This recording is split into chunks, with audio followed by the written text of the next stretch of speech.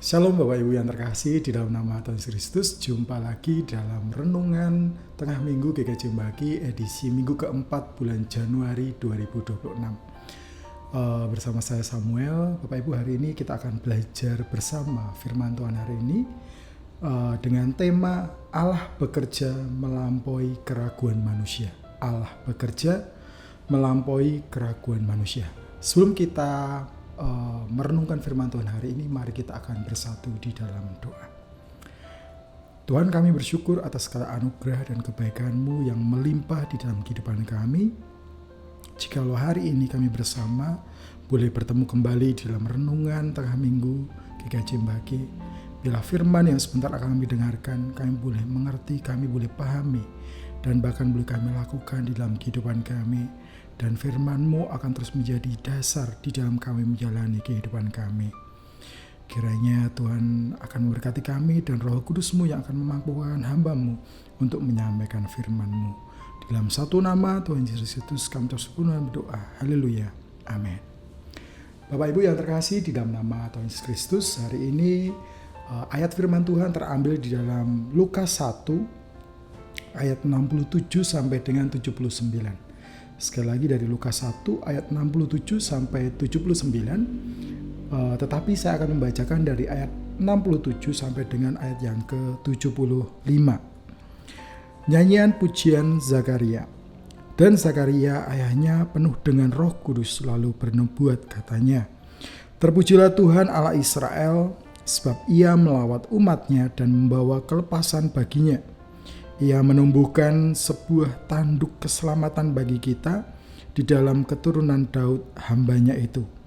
Seperti yang telah difirmankannya sejak purbakala oleh mulut nabi-nabinya yang kudus, untuk melepaskan kita dari musuh-musuh kita dan dari tangan semua orang yang membenci kita, untuk menunjukkan rahmat-Nya kepada nenek moyang kita dan mengingat akan perjanjiannya yang kudus, yaitu sumpah yang diucapkannya kepada Abraham bapa leluhur kita, bahwa Ia mengaruniai kita supaya kita terlepas dari tangan musuh dapat beribadah kepadanya tanpa takut dalam kekudusan dan kebenaran di hadapannya seumur hidup kita." Ya, Bapak Ibu yang terkasih, sekali lagi tema kita hari ini adalah Allah bekerja melampaui keraguan manusia. Ya, kita flashback sebentar Bapak Ibu di tahun 2025 yang mungkin sudah kita jalani kurang lebih 1 bulan ini. Kita mengawali tahun 2026. Nah, di tahun 2025 tentu saja pasti banyak hal yang terjadi dalam kehidupan kita. Mungkin ada suka ataupun duka yang terjadi dalam kehidupan kita. Bahkan terkadang kita mungkin menghadapi kekecewaan di dalam hidup kita selama kita menjalani tahun 2025. Tetapi kalau kita renungkan kembali, ternyata tahun 2025 bisa kita lewati. Sekalipun mungkin banyak hal yang terjadi itu membuat kita mungkin terkadang putus asa, atau terkadang merasa Tuhan tidak peduli dengan hidup kita. Tapi ternyata sampai dengan hari ini Tuhan masih memberkati kita. Nah, Bapak Ibu yang terkasih, hari ini di dalam ayat firman Tuhan yang sudah saya bacakan tadi, kita mau belajar dari satu tokoh yang bernama Zakaria. Zakaria adalah seorang imam besar yang mungkin saat ini bisa dikatakan seperti seorang pendeta atau hamba Tuhan seperti itu, yang dia bertugas untuk melayani jemaat. Nah, pada waktu itu Imam Zakaria ini memiliki istri yang bernama Ibu Elisabeth. Dia yang sudah bergumul lama tentang kehidupannya, dia ingin mempunyai seorang anak. Nah, pada suatu hari Imam Zakaria ini sedang bertugas menjalankan pelayanannya. Ya, dia memimpin di peribadatan. Nah, pada saat dia masuk di bait suci, ya, tiba-tiba ada malaikat Tuhan, yaitu malaikat Gabriel, mengatakan kepada Imam Zakaria ini bahwa istrinya Elisabeth akan mengandung dan akan melahirkan seorang anak-anak laki-laki, dan hendaknya dia menamai dia Yohanes. Ya, jadi Imam Zakaria dan Ibu Elisabeth ini adalah orang tua daripada Yohanes Pembaptis.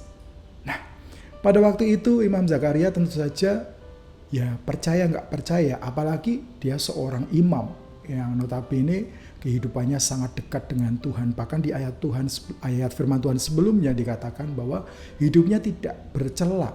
Dia seorang yang taat akan Tuhan.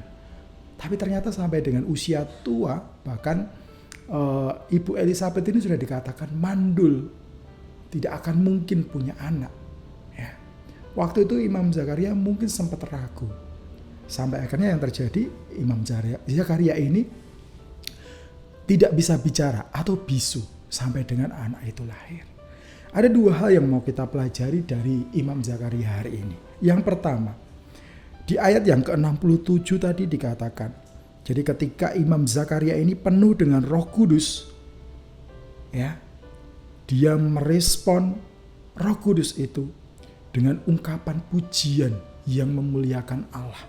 Jadi ada ucapan syukur, ya, yang dia limpahkan, yang dia katakan kepada Tuhan atas kebaikan Tuhan dalam hidupnya. Ketika dia sudah berusia tua, Tuhan izinkan dia punya anak. Nah, itu membuat dia hatinya sangat bersukacita karena janji Tuhan digenapi. Nah, bagaimana dengan kita? Terkadang ketika kita mendengarkan firman Tuhan, mungkin di hari Minggu atau ketika renungan di tengah minggu seperti ini, kadang kita seperti angin lalu. Ya wis lah, yang penting tak dengerin gitu.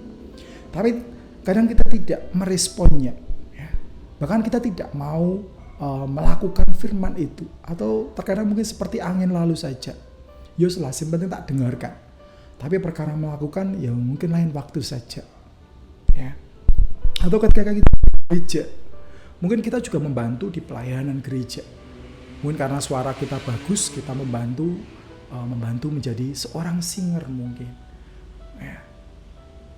Mungkin kita merasa bahwa wah aku singer kan karena suaraku bagus. Ya. Jadi fokusnya kepada pribadi, bukan fokus kepada Allah. Bahwa ketika kita memuji Tuhan, yang kita tinggikan, yang kita muliakan adalah Tuhan Yesus. Jadi bukan untuk kita mencari pujian karena suara kita bagus. Nah, sekali itu yang terjadi dalam kehidupan kita. Kita kadang merespon panggilan, merespon hal yang Tuhan sudah lakukan dalam kehidupan kita. Ya sudah, itu karena saya, bukan karena Tuhan atau untuk memuliakan nama Tuhan. Nah, kita mau belajar Zakaria. Ketika janjinya sudah digenapi oleh Allah, dia memiliki anak laki-laki. Dia menyampaikan ungkapan syukur itu dengan penuh sukacita kepada Allah. Dia memuji-muji nama Allah dan mengagungkan namanya. Itu yang dia lakukan. Responnya adalah memuliakan nama Tuhan. Itu poin yang pertama. Poin yang kedua, Zakaria dibentuk Allah menjadi teladan bagi kita yang meragukan janji Allah. Berapa banyak di antara kita, mungkin saat ini ada yang mengalami sakit. Ya. Mungkin kita sudah berusaha berobat kemanapun. Mungkin kita sudah menghabiskan uang tidak hanya ratusan ribu, mungkin sudah jutaan, puluhan juta. Atau bahkan mungkin ratusan juta supaya kita sembuh dari sakit kita. Tapi sakit kita tidak kunjung sembuh mungkin. Kita kecewa sama Tuhan. Kenapa hal ini harus terjadi dalam hidup saya? Ya, seringkali itu yang terjadi dalam hidup saya. Bahkan Imam Zakaria sendiri yang beliau notabene seorang imam yang selalu belajar firman Tuhan, yang paham firman Tuhan, pun mengalami hal yang sama. Ketika malaikat Gabriel mengatakan bahwa istrinya akan mengandung, dia pun tidak percaya. Dia meragukan janji itu. Karena apa? Dia berpikir pakai cara pikir atau cara pandang manusia. Karena Imam Zakaria dan istrinya sudah tua. Dia sudah mati haid.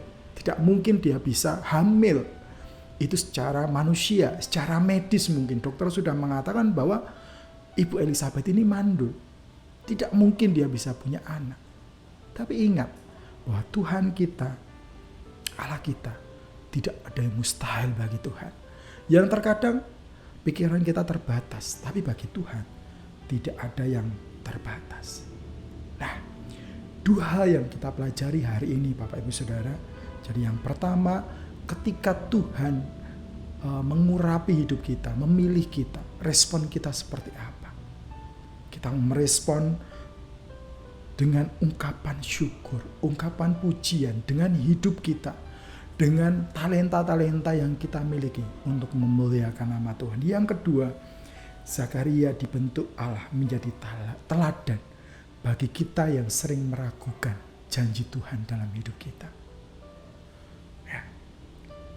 Itu yang sering terjadi dalam kehidupan kita. Bahkan mungkin saat ini kita masih harus belajar. Kadang kita meragukan janji-janji Tuhan bahwa Tuhan akan memberkati kita, akan selalu menyertai langkah hidup kita. Ya. Mungkin tidak sesuai dengan rencana kita, tapi kita yakin bahwa Tuhan punya rencana yang terindah bagi kita. Terlebih di tahun 2026 ini kita mendengar banyak berita bahwa akan terjadi resesi ekonomi besar-besaran.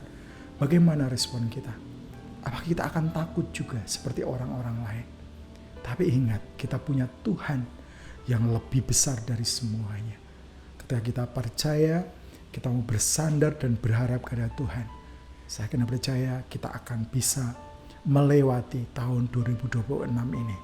Terus kita mengandalkan hidup kita, dan kita hanya menyandarkan iman percaya kita hanya kepada Tuhan Yesus Kristus, Sang Juru Selamat kita. Amin. Tuhan Yesus memberkati. Mari kita akan berdoa. Tuhan, terima kasih buat anugerah-Mu dan kebaikan-Mu yang Engkau limpahkan dalam kehidupan kami. Banyak hal boleh terjadi di tahun 2025 yang sudah kami lewati. Tapi kami rindu kami boleh merenungkan kembali bahwa begitu besar penyertaan-Mu di dalam hidup kami. Terlebih, jikalau hari ini kami mungkin masih meragukan janji-Mu dalam hidup kami, untuk kesembuhan sakit kami, untuk kebahagiaan keluarga kami, untuk ekonomi keluarga kami, dan berbagai hal yang terkadang membuat kami ragu. Mungkin untuk pasangan hidup kami, untuk keturunan kami. Tuhan, biar kami semuanya, kami serahkan hanya ke dalam tangan kuasa-Mu sendiri. Hanya Engkau saja yang akan menjawab doa kami dan Engkau akan mengabulkan tepat pada waktunya. Karena Engkau memiliki rencana yang terbaik buat setiap kami yang ada.